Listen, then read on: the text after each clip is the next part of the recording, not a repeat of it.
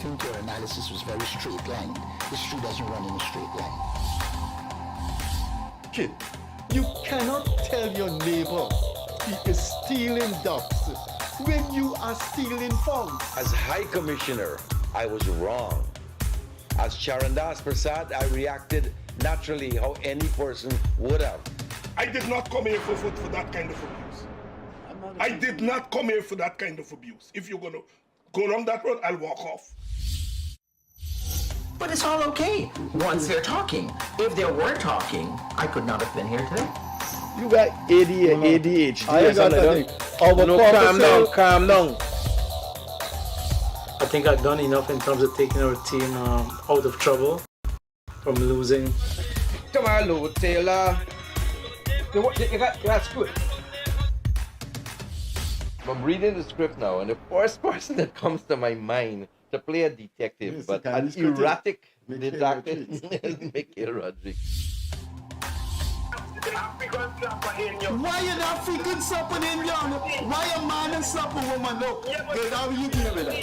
You deal with that. We must encourage platforms like this because it brings together different people and allows for discussions to take place in our country on a multiplicity of fundamental issues. You apologizing for something you think I did is wrong. I don't want you to do that, and you should not have done that.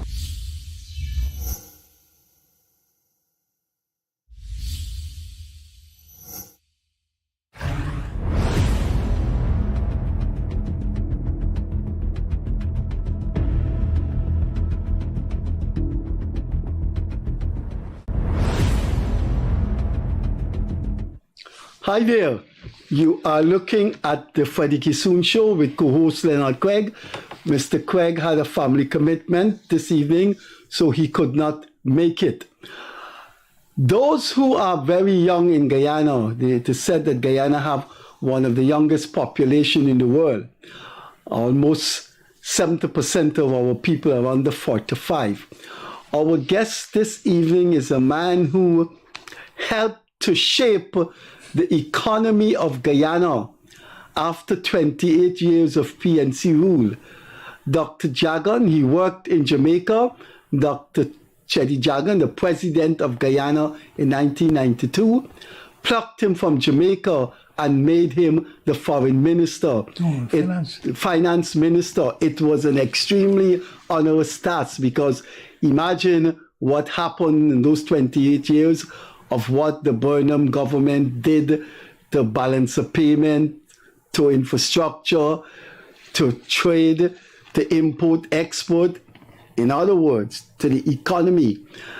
And Dr. Aagar Ally was asked by Cheddi Jagan to fix the economy. And this evening, he will tell us how he fixed the economy. For those too young to know, that was our first finance minister after the PNC government was voted out of office. So tonight, we will take us through 1 hour of his life, his expertise, and what he is doing currently. Currently, he lives in Guyana, works in Guyana as the technical consultant to the presidency of Guyana. Aagar, I haven't seen you a long time. Nice meeting you, Freddie. You've always been a modest man, and that's one of the things I admire with you. Very modest cabinet minister. Anybody could have walked in Ministry of Finance and say, I want to see Aagar. That's true. Let's start with what was a Guyanese boy doing in Jamaica in 1989, 1990? Well, Freddie, I always wanted to go to do my studies in Jamaica because Guyana didn't have a university. And when I was prepared, I worked in the civil service after graduating. Yeah. And I wanted in 4 years to get my leave and go to Jamaica after got my A-levels and study economics. And unfortunately, we withdrew from UW, and then the University of Guyana was established. And I decided to go to UG for 1963. So after I graduated in 1967 from UG, I got a partial scholarship to UWI. I also got a scholarship to Windsor University, but That's in Canada. Right? in Canada. But I prefer UWI because the big names was there: Beckford, Girvan, Alistair McIntyre, Clive Thomas, And Havelock Brewster, William Damas. those are the men of the day in the field of economics. So I look forward to going and to be with this man. So that's why I went to Jamaica to study my postgraduate work. And it so happens that while I was doing my postgraduate work, I was given a job at the ISCR working with Professor Girvan. Institute of Social and Economic Research. Institute of Social and Economic Research. It's now called the Arthur Lewis. And the Arthur Lewis Institute. Yes. So that's how I went to Jamaica. And my wife came and joined me there because my wife is Guyanese. And I didn't expect to stay there at all.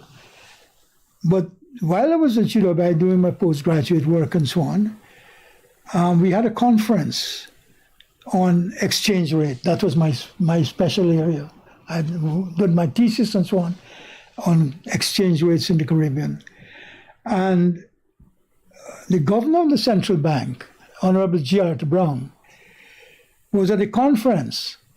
And there were two views. We should stay, in 1967, we should stay with the pound, which we were aligned with, the Caribbean Currency Boards and the Guyana Currency Board. And then there was the other view in Jamaica to go with the pound and would go with the dollar.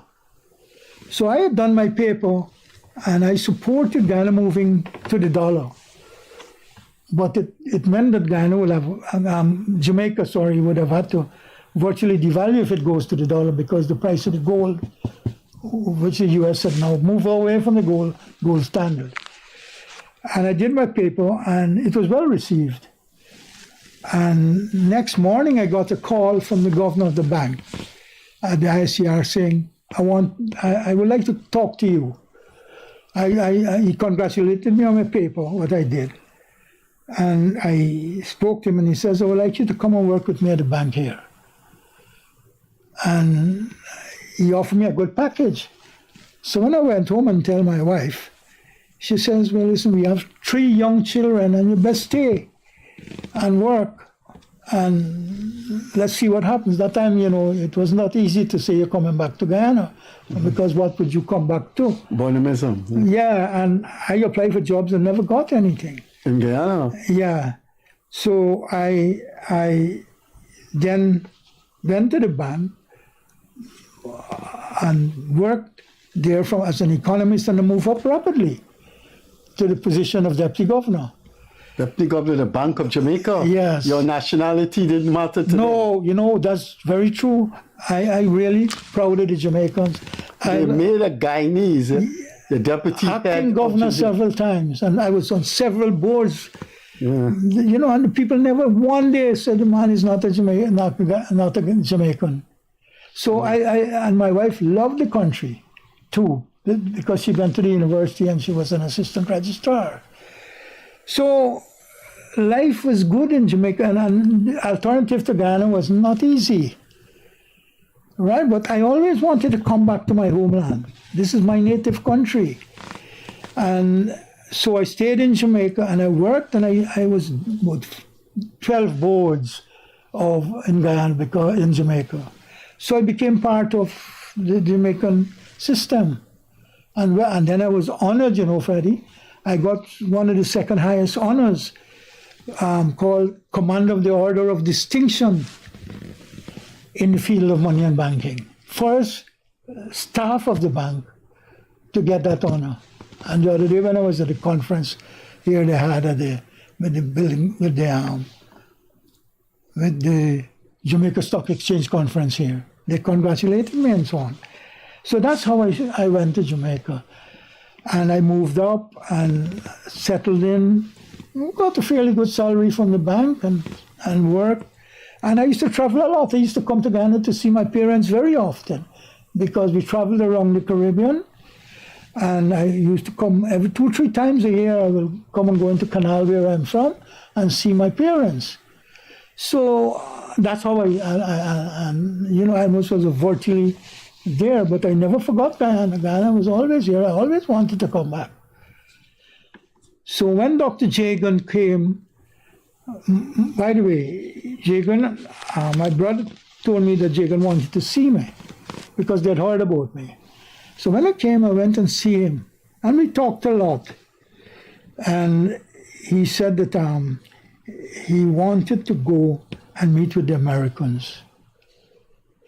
So, and I was in a big position at the bank. I used to know the ambassadors, and I used to go up to Washington very often with the government on government business. So I know a lot of the fellows in the State Department and so forth. So that is how I got stuck in, not stuck, but that's how I lived in Jamaica. Two of my children were born there. My eldest son was born here, but my other 2 children, my son and my daughter, was born in, and they're born in Jamaica. So I lived in Jamaica, and when people ask me if I'm Indian, I say I'm a West Indian. You know? Another West Indian nation embraced you. Yes. Yeah. So I'm a West Indian. You know, people, and that's what I said. I am very much a man of the Caribbean. And I advised the government of Barbados, government of Trinidad. I got assignments. So I was really true a Caribbean man. But I also, when Jagan come and asked me that he would like me to arrange meetings with the Americans, I said, all right. I knew the American ambassador, who and I were good friends. We played tennis together. And in the mornings, he didn't live far from me. And I tell him, the leader of the opposition in Guyana is coming to stay with me. And he needed to go to a visit to the Americans because at the time in 1992, there was a big problem with the Elections Commission. And the position of the PPP was that they wanted their votes to be counted. And secondly, that the vote, they should be able to have free and fair elections with the Independent Elections Commission. And you know, Freddie, when I went, the American agreed to see Dr. Jagan. And he came to my house and I briefed him on a lot of things. And we went up, he left from my house and we all went together to Washington. I took leave from my position and I went, but at that time, Patterson was the president. P.J. Patterson? P.J. Patterson. Was the Prime Minister? Yeah, Prime Minister of Jamaica. He succeeded Manley. Yeah. Michael Manley. And when I told him, he said, Aagar, you go. Give me full support.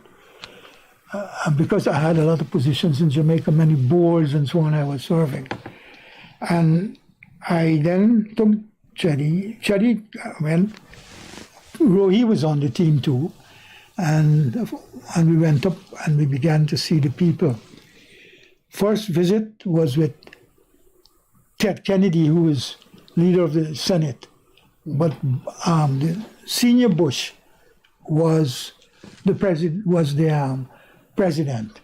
Yeah. So we went and we had a good talk with Kennedy. And I never forget this. Ted Kennedy was a very open man, and all he said to him, he says, Dr. Jagan, I know my brother removed you from power. Ted Kennedy said that? Yeah, Ted Kennedy said that in the meeting. Do you know this is the first time that is coming out? Yes, he told Jagan that. And there was no secret. And Jagan didn't say anything, but he says, we didn't want another Cuba. You know, they were very much... Ted Kennedy said that? Yes, they didn't want another Cuba in the Caribbean. Mm-hmm. And the meeting continued, and Friend Kennedy was a very, very simple man, so to speak. Mm-hmm. And the meeting went on. We had an advisor, who was helping the PPP in Washington, a guy named Reichler. So we sit and we talked and then we discussed things. And he says, okay, he put his case and he said, we wanted fair and free elections and then counting the votes at the police station and then an independent elections commission. And there and then, Kennedy said, all right, pick up his phone, the secretary got his phone, and he called Mark, and this is no secret, this is public, so I'm not giving out any secret, so to speak. And he called Carter, who was in Ethiopia, 2 o'clock in the morning, you know? And he said, look, I have the leader of the opposition in Guyana, and I want you to go to Guyana and ensure that they have the elections and with fair and free elections. And you go and talk to Jagan and you go and talk to President Hoyt. And so he contacted Carter in the presence of our presence. We were there together. Yeah. And so he talked a lot about Caribbean and how it's a very important place and they want to see the Caribbean stay as it is, democracies. So when we were coming out of the room, I gave you a joke. And I told you, they got come and dance with him, you know. I told him, I said... You know what? I gave you a joke. He, Kennedy, was bidding him farewell at the door, you know, going out. Yeah. And he said, by the way, Dr. Jagan, are you still a communist? So, Kennedy watched me and he said, well, you know, Mr. Kennedy, the world is changing, we have to change accordingly. And Kennedy laughed loudly. He said, all right, we can help you. That's what the man said. And then we went to see, in that group, we went to see, that's how it started. We went to see parliamentarians who were in Guyanese area, in Queens and so on, you know. And then we went to the World Bank, and then we went to the IDB, and we went to the IMF. I went with them to introduce them to all these institutions. And that's how it went. And at that time, Clarence Ellis, who was at the former bank, was there, and he was at the somewhere in the World Bank. And he went up and he saw the people, and we got a good reception from them. And when Dr. Jagan came back, I went back to Jamaica, and he came back to Guyana. And he said, you will have to come down. Oh, I didn't tell you this. He asked Chetty. That's Kennedy? Yes. He asked Chetty this. He said, but Dr. Jagan, you were out of office for about 20-something years. Who you have to form the government? You have good people with you? He said, well, I have Aagar Ally here, who is from the bank. He says, and I'm going to make him the Minister of Finance. So Kennedy says, he called me Aagar. He says, would you accept that? I said, yes, I will. What else could I have said, Freddie?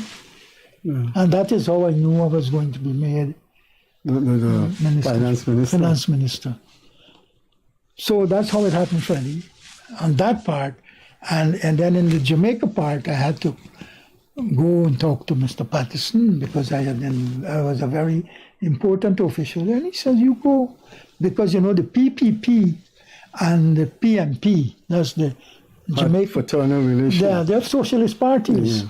And they invite the PPP, invites the PNP, invites Chetty always to their conventions, the meetings.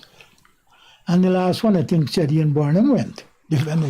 So we come now to the part where the government is formed by Dr. Jagan. Yeah. You would now have received some kind of transmission from Dr. Jagan. Because you were in Jamaica during the 92 election in Guyana, or you were in Guyana? I came in the night after the elections. Okay. I couldn't come before because I had to clear up my desk and come. So I came and I didn't come I wanted to, but I couldn't. But at that time, there was no transmission from Dr. Jagan that you will be the finance minister? Well, Or that was settled in your mind? That was settled in your mind. there was no So doubt. once the vote was counted and the PPP declared, Yeah. you knew you would have been the finance minister. And, you know, I wasn't very keen on becoming Minister of Finance at the time, you know. Why not? Because I would more prefer the governorship of the bank, the central bank. Because, But I don't mind. I became Minister of Finance, a senior Minister of Finance. And you know what? When the election was on and the votes was announced, and Carter said the PPP will win, because no matter what you do, they will win. If the other votes didn't count, it won't change the thing. You remember that, Freddie? Yeah. And that is how I lived in Jamaica, and I came to Guyana in '92. And it wasn't easy for me, Freddie. I had my children at university, my 2 boys, and my girl was doing law. My eldest son did. They were in Jamaica at the time? They were at university in the States. One was in Canada and one was in the States. And they both were doing their postgraduate degrees. And my daughter was doing her bachelor's in University of Dalhousie in Canada. And then my son went on to do his PhD, and he ended up working at Morgan Chase in New York. But when you told Prime Minister Patterson, look, I'm leaving for Guyana, he gave you his blessing? Very much. And more than that, I got a big package when I resigned my position. I got a big package from him, nicely of him, you know. He treated me well, thanking me for the service, and I went back. So that is how, and I still have good relations with Jamaicans. You know? Of course, you lived along the hill. And both parties. The Bank of Guyana Governor, in the scheme of things, will be very high up. High up, in a very country. high up. And I had all the power. You'll be surprised, Freddie, that when I was there and we had meetings with the Prime Minister, well, it was mostly afterwards with Edward Seaga. And you know, if we got a meeting and I am late, he says, call me when Aagar is here. And that's how I was respected, and the people liked me. Before we go on to the task of running Guyana after 1992, you could imagine how bare those ministry was. But we'll come to balance of payment and all those kind of things in 1992. So, do you like Jamaica? I mean, you love your country after. I love my country. Guyana. Do you like Jamaica? Jamaica was kind to me. Jamaica was my second home. Basically. So you would say it's after Guyana's Jamaica? Well, yes. As a Guyanese, I never forget Guyana, but I love Jamaica too. You know, because Jamaica treated me and my family well, and I was never regarded as a foreigner in Jamaica. The 2 children that were born there, when they were growing up, they had Jamaican accent? Very much so. They would say, rasclat. Yes, that kind of thing. Especially my daughter, who's the younger one. So when Cherry comes to Jamaica, she would set up meetings for him at the UWI to meet with people and talk. And Cherry said she got a strong Jamaican accent. She still does? Yes, she's in Jamaica. She has her own law firm. She's in Jamaica? Yes, she's in Jamaica. Your daughter's in Jamaica? Yes, she's in Jamaica. And she has a law firm? A law firm. My second son is in Jamaica. He's an industrial engineer. So the Ali family is just as Jamaican as they are Guyanese? Yes. Perhaps more Jamaican? Well, in a way, the children are more Jamaican than they're Guyanese because they're born and grow there. But I am a Jamaican. I am a Guyanese at heart. You know, but I love Jamaica. So 2 kids are in Jamaica. And are settled in Jamaica. The boy who was born here, my eldest son, he was working. He's now leaving the bank. He with Morgan Chase as a vice president, you know. So he wants to come back here too now. So that's how the family is, both Jamaican and Guyana. So if people see you in Canal Polder, they would not believe, see this Indian man driving in Canal Polder, they wouldn't believe that you're quite familiar with reggae. Yeah. And like reggae. Well, you know, I was interviewed once with Ravi Dev, And he asked me what type of music I love. I say, you know, Ravi, and you remember, I said, I love Bob Marley, and I also love Muhammad Rafi. Yeah, you should have said, Rafi, I'm sorry to disappoint you, but as an Indian Muslim, I do like Indian music, but I'm sorry to disappoint you. I love Bob Marley. Well, I like Bob Marley, man. And I have a little story with Bob Marley, which I may tell you. Have you ever met him? Yes. You met Bob? Freddie, let me tell you something. The man was a genius. That man was like a god. Yeah. I knew Bob Marley. I used to go to the concerts and so on. And my daughter was a Bob Marley fan and more than anybody else. So one day, Mr. Siaga was president, my minister. And he called me at the bank. He said, I want you to meet Bob Marley and help him. He got a problem.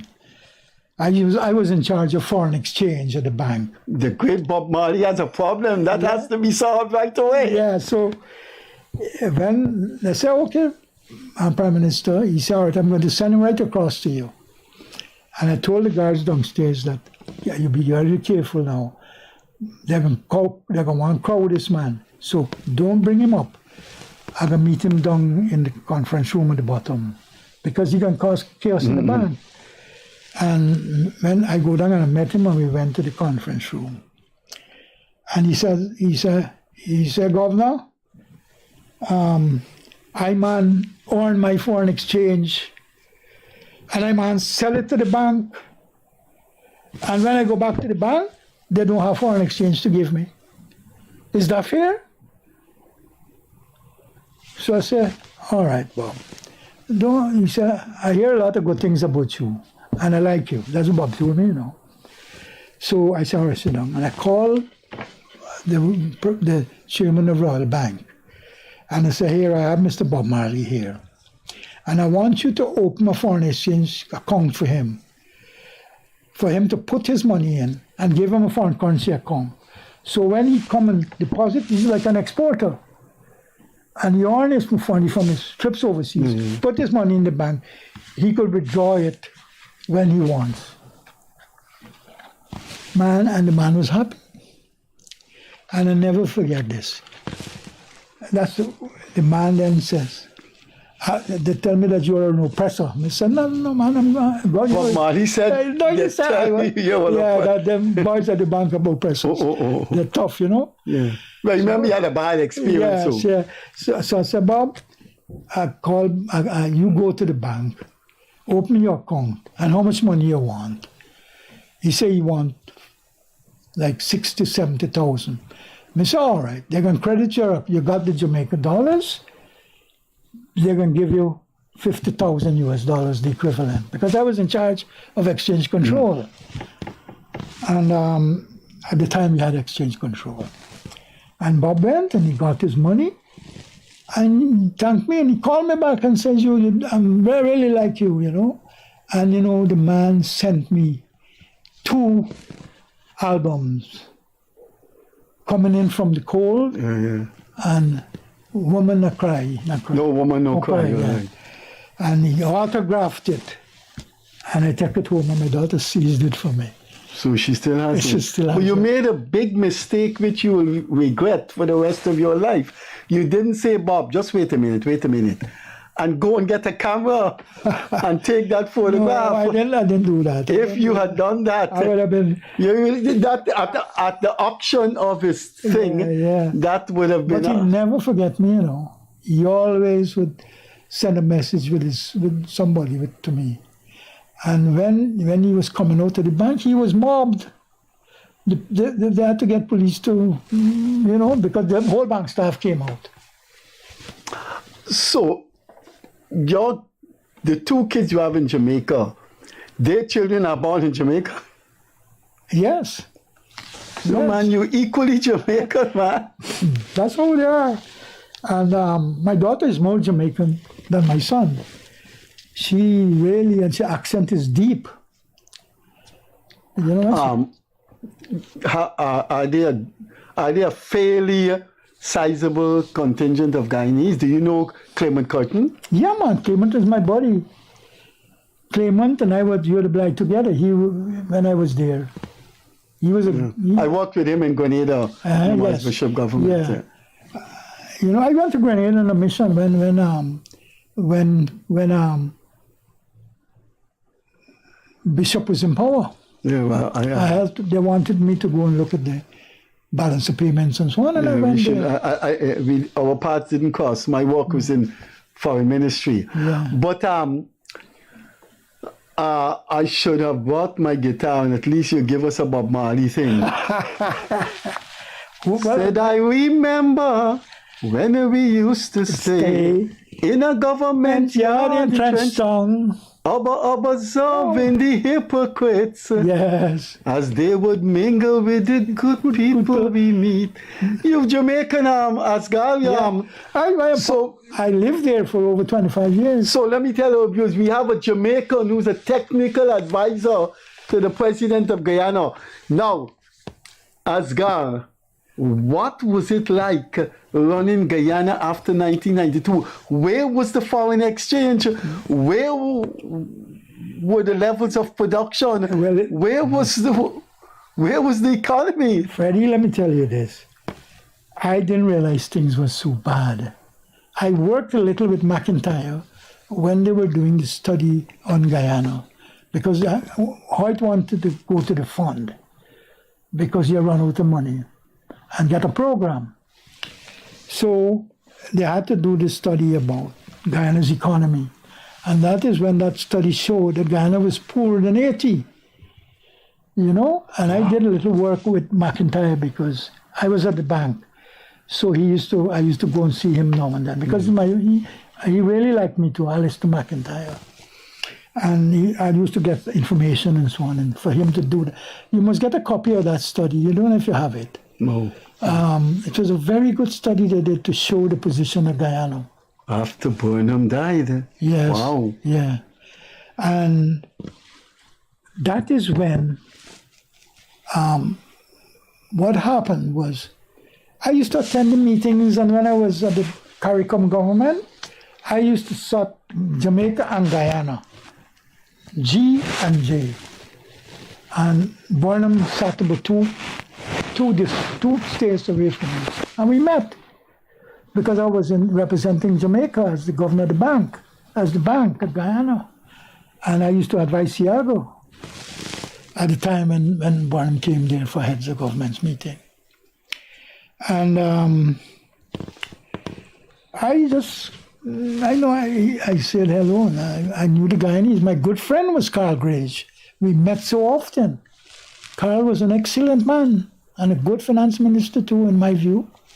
But he was working in a difficult environment. So when I came now and I took the job as finance minister and I was sworn in,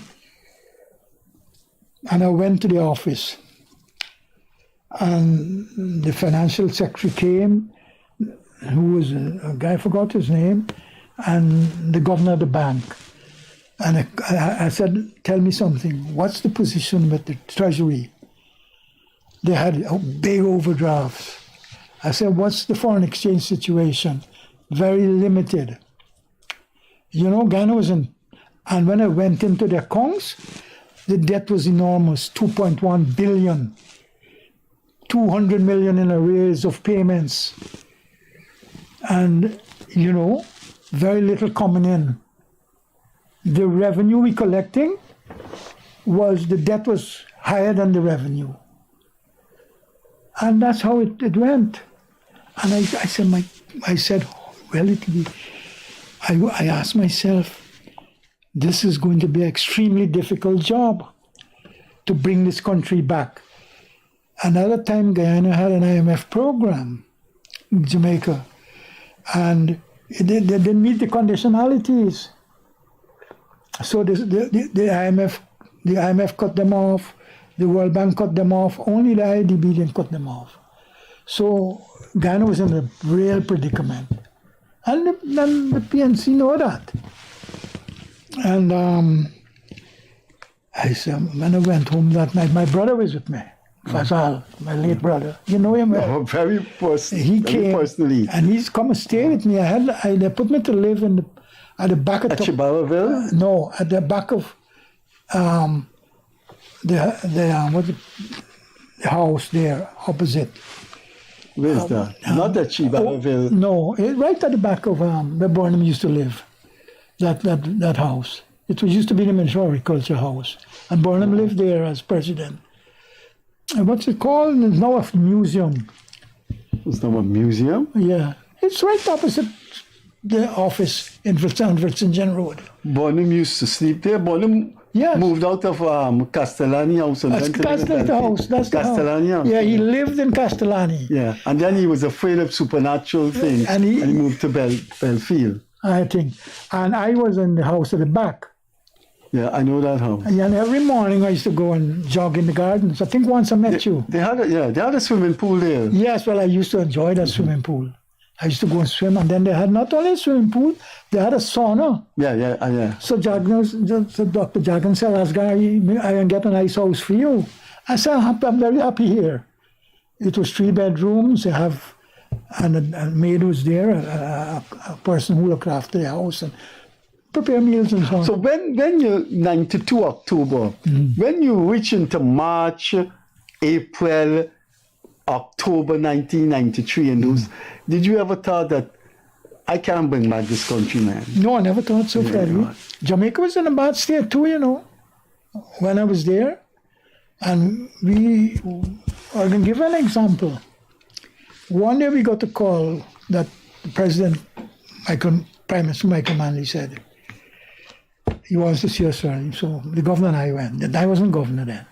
I was deputy. And we went, and Michael says, Arthur was his name, Arthur Young. He died, he was a great man.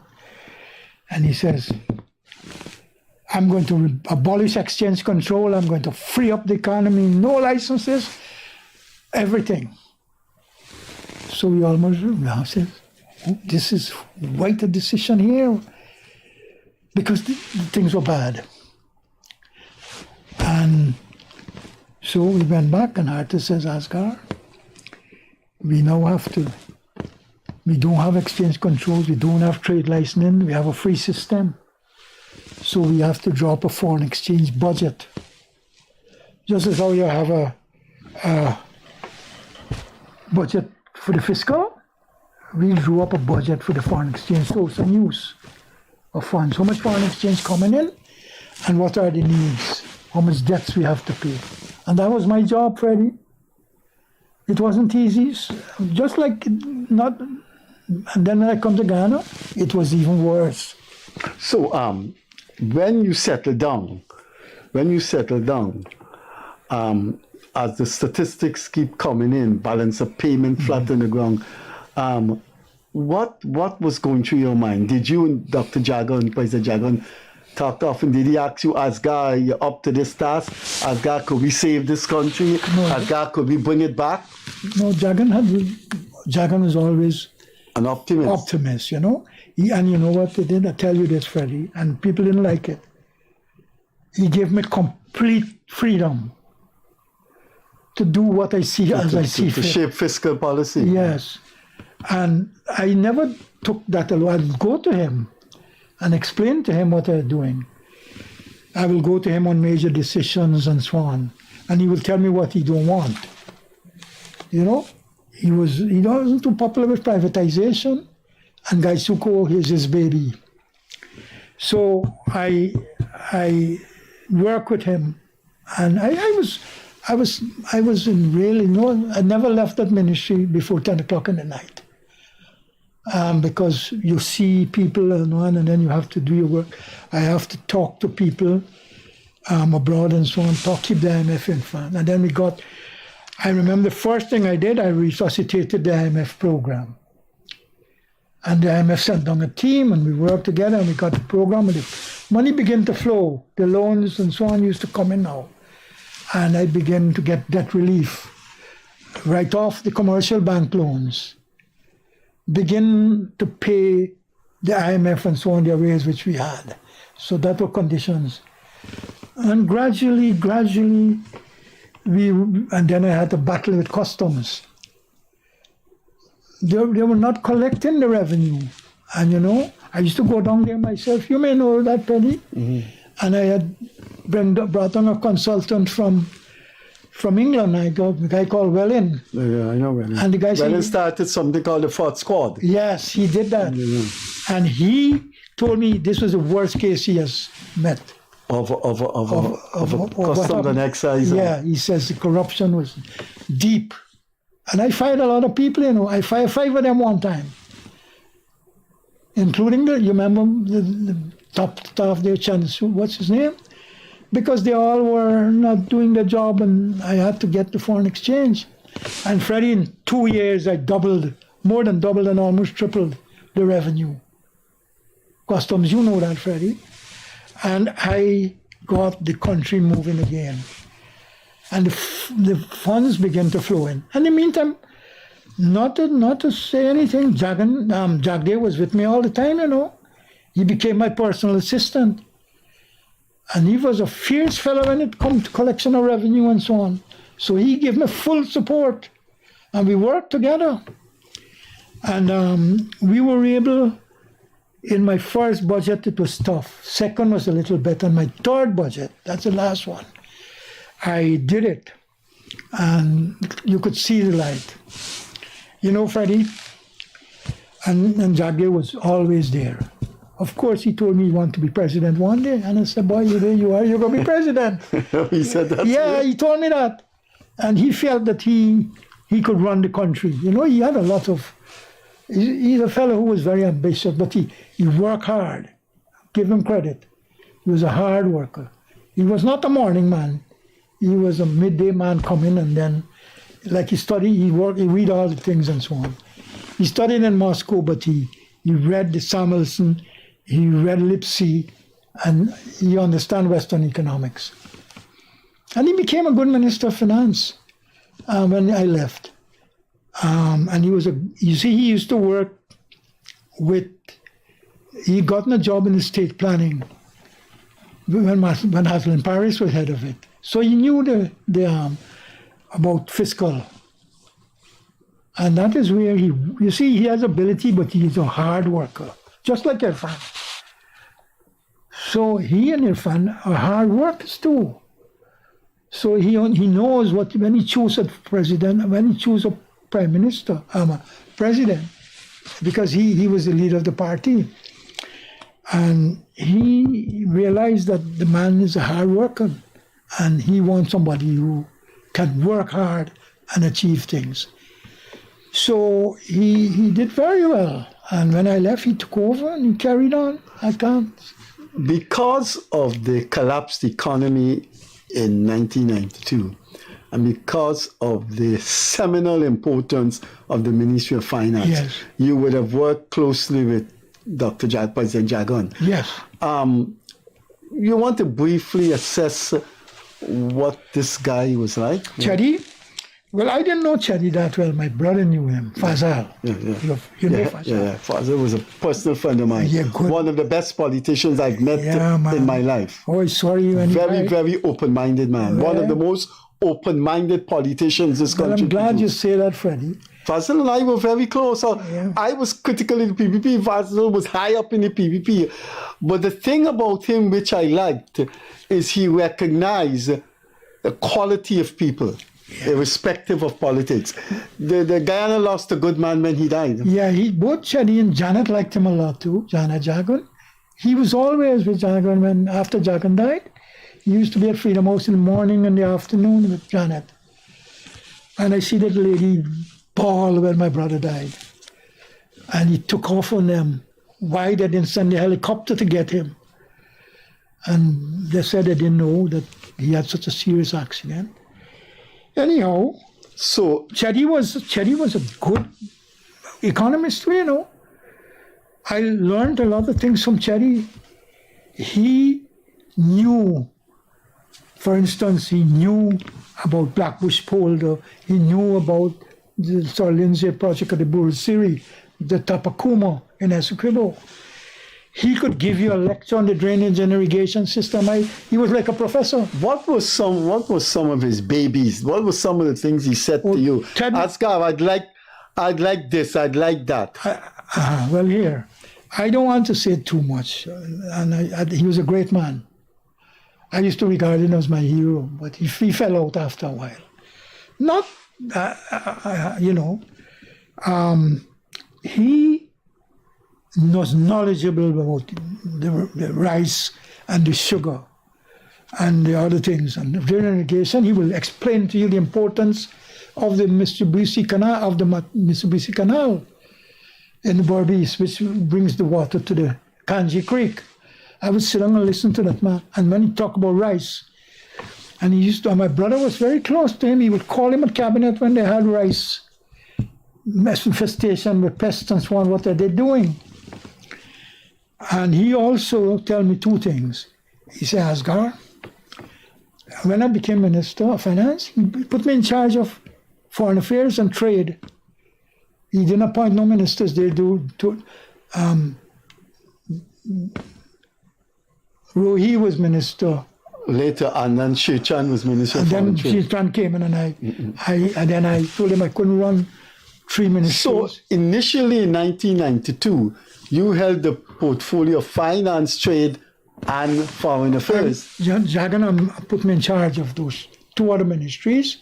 So that's a big size. Yes, and I told him it was hard, and the staff used to come to me. How did Hoyt react to you after he lost power? Hoyt liked me a lot. When Hoyt saw me, he said, Asgar, I know a lot about you. I heard a lot about you. And at one time, they were thinking of sending for me. He told me. But apparently, he couldn't get it through. But I wouldn't have... You mean other people stopped him? Yes. But I wouldn't have gone because I had to respect my brother. Right. Your brother was the top PVP leader. And I couldn't do that. Well, you would have been in trouble because Hoyt lost the 1992 election. Well, no, I know that. Yes. But as he wanted me to come and help them with the IMF program. They were, and Greenwich also would have glad to have me with him. But I didn't come. But Hoyt and I remain very close. I don't know how true this is. Somebody told me once Hoyt and Jagan were having a debate. I don't know if you can remember, Freddie, if that's true. Well, tell me, let me hear. That Hoyt asked Chetty, who you going to run? Who you got for run this country? Who was president? Hoyt was president. President, yes. Yeah. And Chetty was fighting, was leading the PSC. They were having an election. And they had this debate. I don't know if you remember that. I didn't know. Somebody told me that Hoyt asked him, and he said, well, I have Aagar Ally coming to take over as finance minister. And they said, Hoyt get up and shook Chetty's hand because he knew me. I don't know if that was a joke or what. But when I go to Parliament, I used to spend a lot of time with Hoyt when we had coffee breaks and so on. I remain very loyal, and I think that, to be honest with you, Hoyt never got the respect that he should have had because he freed up this economy and take away our foreign exchange, and the private sector benefited from that. And I got to give credit to the private sector. In those days, to have a private sector surviving wasn't easy, Freddie. And Hoyt did what he had to do, but the country was bankrupt and he had no choice. So I worked well with Hoyt. And they had good fellows too. They had Kenneth King, and who was a good fellow, and Alexander in agriculture. When I sat down in my seat in Parliament, and I looked at the front bench, they had some big stalwarts.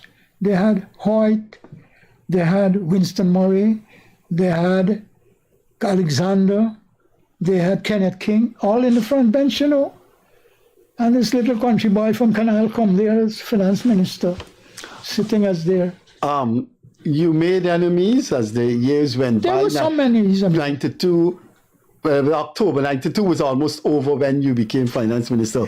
But coming down to 93, 94, people harassed you, the private sector harassed you. Yes. Businessmen, they felt I was too rough, too tough.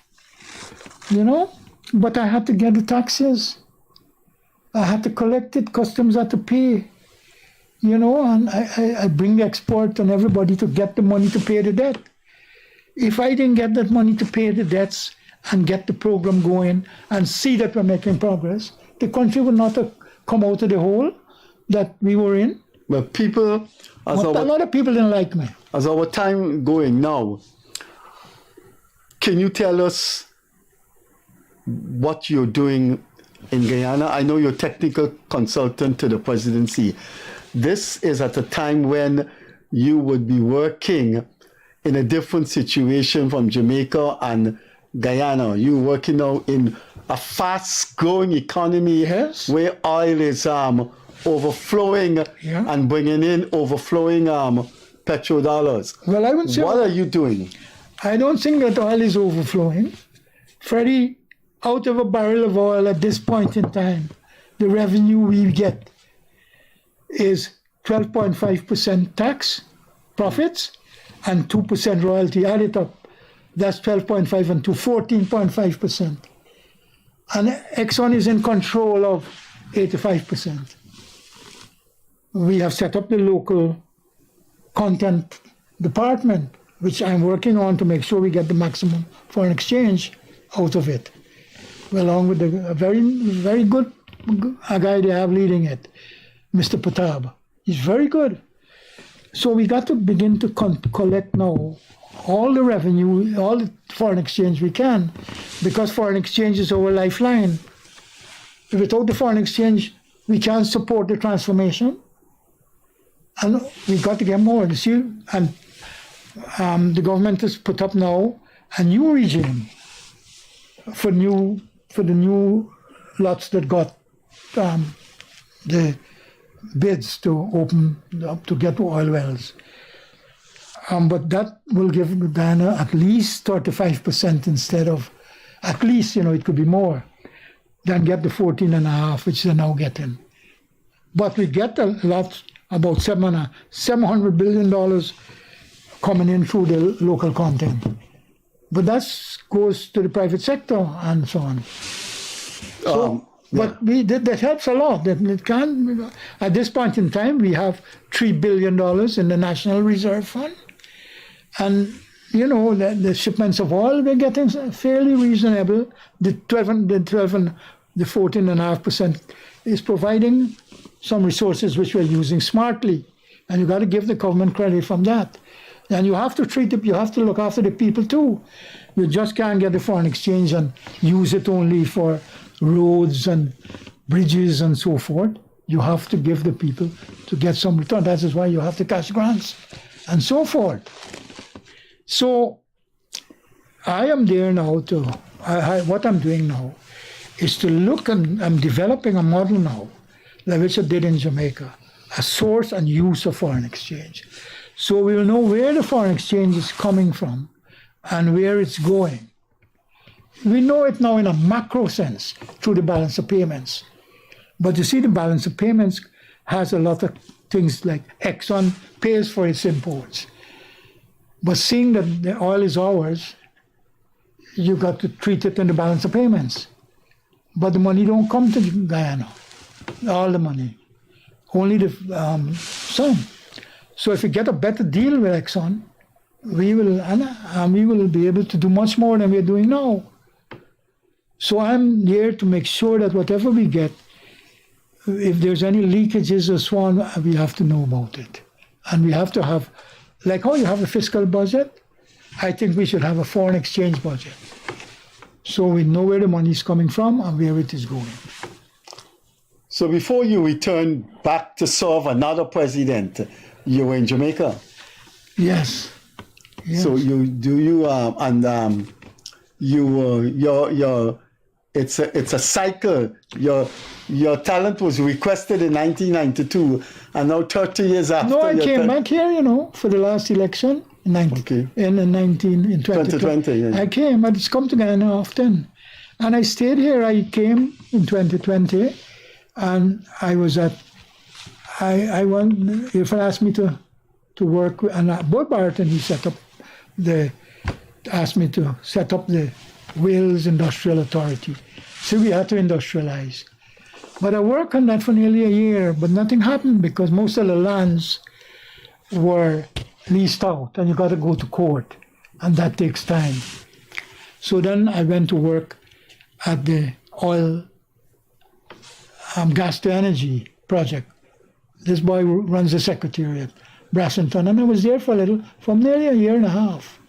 Yeah, you maintain a low profile. Yeah, well, I didn't want, because I didn't even know I don't want a high profile. But people know me. But I came back now in this one, fully. And I'm working now, I'm given all the benefits and so to speak, but I'm not any big salary. I don't mind. I don't come here to work for big salaries. I come here to help the country, which I did in '92. And now the economic transformation is taking place. I like to see what I started as mushroom into something great for this country. I see how Singapore moved when Lee Kuan Yew moved that country. I see how Mauritius has done it, right? And Ghana is going to do it, Freddie. I could spend my last days here working for the benefit of Guyana and Guyanese because I love my country too. So you're back in Guyana? Yes, I'm back here. This is not a transitory thing? No, I'm here. I told my wife, I said, this is my... She came with you? She comes and goes, but she got her own, business and so on in Jamaica. Oh. But so the wife runs a bit. You're more Jamaican than Guyanese, man. Well, so people know. Viewers, I don't think viewers know how integrated your family is in. Well, we Jamaica. lived there for a long time. Right. So you travel there often? Yeah, well, I go often, but this year I'm not going back for just now. I have a big job doing here now. And, I want to make sure that the transformation, Freddie, moves on. It moves at a fast pace. And we got to transform this country. And we have two good people there, Lee at the helm, both Jagdeo and Irfan. And I would tell you that I think they're doing a damn good job in running the country. There are a lot of criticisms and so on. But we have to continue the work, and they got to get assistance from people who knows about how to run things. And I'm glad that they invite me back. Both he and Barrett and Irfan asked me to come. So I came.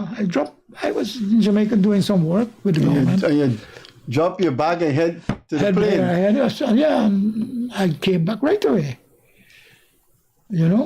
So, and I started to work. Well, is there a special task force you're in charge of, or there's a special? Well, there's institute? four. There's a task force. There's a committee that Barrett that they have set up, comprising the governor of the bank, the financial secretary, the head of the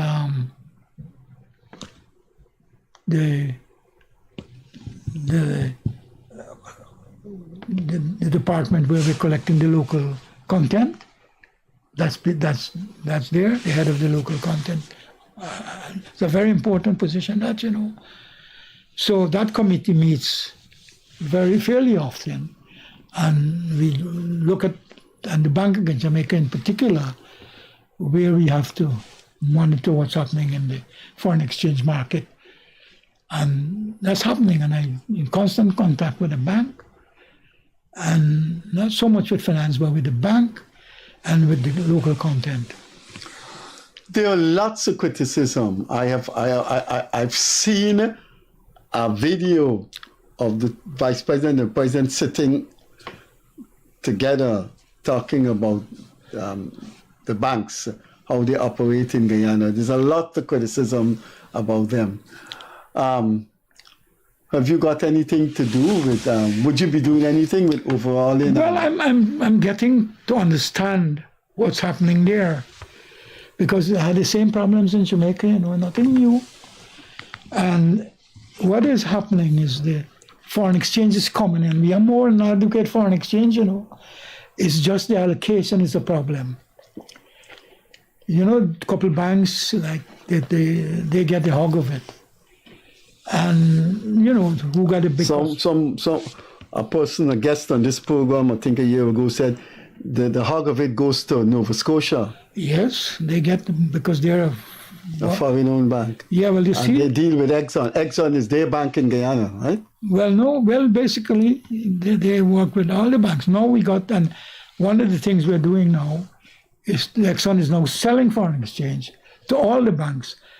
And that is what the governor of the bank and I discussed, and that happens. And we monitor it. But you know, foreign exchange is our lifeline, Freddie. If we don't have foreign exchange, we can't get the country moving as fast as we have. Very open economy. 60% of our income what we earn, when we go to we have to import it. We spend it on imports. And 60%. We have 60% import content. So, you know, foreign exchange goes out. So we have to have the ability to earn it. So it's not an easy task, Freddie. It's not easy. And you got to, these fellows, what they're doing, you have to compliment them. And everybody see what Guyana is doing and they appreciate it. You know, because once they asked me how the Caribbean will benefit. And I said to them at a conference I said, all boats will rise. As Guyana rise, all boats will rise because Guyana will be there to help the Caribbean too in different ways. That is what I wanted to end on. Do you think we're going to be? Trinidad could have been the big brother of the Caribbean. But with this oil economy, could we be the big brother in the sense that we take care of the region? Not in that sense, Freddie. What will happen as Guyana grows and gets more expansion, you need more people. And a lot of Caribbean people will come here to work. And they're coming already. And, you know, we will help them a lot. The markets are there. And we can try to get the food. Caribbean become food. Self-sufficiency. Self-sufficiency. Eat what you grow and grow what you eat. You know, some of that is good, and the Caribbean can benefit too, but not in the sense that you will have. We might help countries that are in trouble and so on from time to time, but now we have to concentrate on getting our transformation taking place, and it's good to see. One of the things that I like happening in Guyana, Freddie, I believe in women. My own wife was the one that took charge of our family, and my mother too. And so you want to see money spent for development of women, and if women are in control too, aren't they the backbone of civilization? Yes, they are. And I'm glad to see they're more. They know. Look at the private sector. Look at the people, the emerging businesses that are coming up, Freddie. You must look at it, and you will see a lot of it is owned by women. Well, I'm glad we end on that feminist note. Aagar, thanks for being with us here. It's a pleasure to we be have here, to Freddie. do this again. Yeah. You were watching one of the famous names in Guyana after President Jagan became president in 1992. He ran the Ministry of Finance, and he was in charge of the Trade Ministry and Foreign Affairs. You were looking at Dr. Aagar Ally, former Deputy Governor of the Bank of Jamaica, former Finance Minister of Guyana, and now Technical Advisor to Dr. Irfan Ali, President of Guyana. Thanks for being with us. Have a pleasant Monday evening. We will see you on Wednesday. On behalf of the iconic Dr. Aagar Ally, take care. We see you later. Bye-bye.